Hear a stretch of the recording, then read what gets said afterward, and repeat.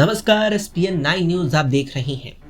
देश भर में अब लोकसभा चुनाव खत्म हो चुके हैं। 7 चरणों में 1 जून को 543 लोकसभा सीटों पर वोटिंग की प्रक्रिया संपन्न हुई, जिसके बाद ही अब एग्जिट पोल निकल कर के सामने आ रही है, जिसमें बड़ा ही पिछले चुनावों की तुलना में फेरबदल होता नजर आ रहा है। ऐसे में अगर बिहार की सीवान सीट की बात की जाए तो वहां अब की बार बड़ा खेला होता दिख रहा है। दरअसल सीवान सीट से जिस तरीके से भारतीय जनता पार्टी की ओर से बड़े और दिग्गज नेता को चुनावी मैदान में उतारा गया, तो आरजेडी की तरफ से सीवान संसदीय क्षेत्र से इस बार बदलाव किया गया था। लेकिन सीवान चर्चाओं का केंद्र इसलिए बनी क्योंकि वहां से कि पूर्व सांसद सैयद शहाबुद्दीन की पत्नी निर्दलीय चुनाव लड़ी। जी हाँ, हिना साहब ने जिस प्रकार से निर्दलीय सीवान से चुनाव लड़ा, उसके बाद से ही ये सीट चर्चाओं के केंद्र में रही। दरअसल आपको बता दी कि 2004 तक यहाँ सैयद शहाबुद्दीन सांसद थे। उसके बाद 2009 के लोकसभा चुनावों में उनकी पत्नी हिना साहब ने चुनाव आरजेडी के टिकट पर लड़ा,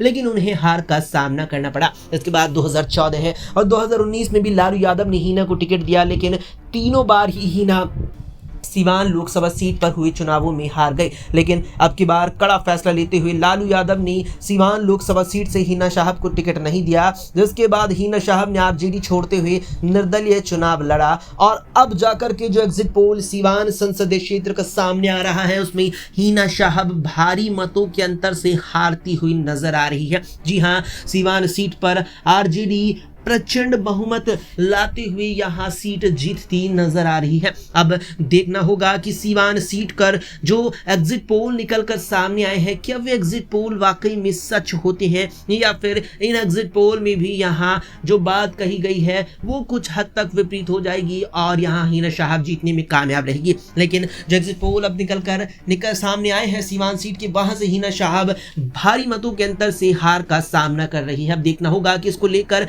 क्या जो अगला फैसला उठाती है। हालांकि माना जा रहा है कि अब जो एग्जिट पोल निकल कर आए हैं उसमें अपनी हार देखकर हिना साहब आरजेडी में वापसी कर सकती हैं। फिलहाल के लिए इतना ही। देश दुनिया की तमाम खबरों के लिए देखते रहें एसपीएन 9 न्यूज।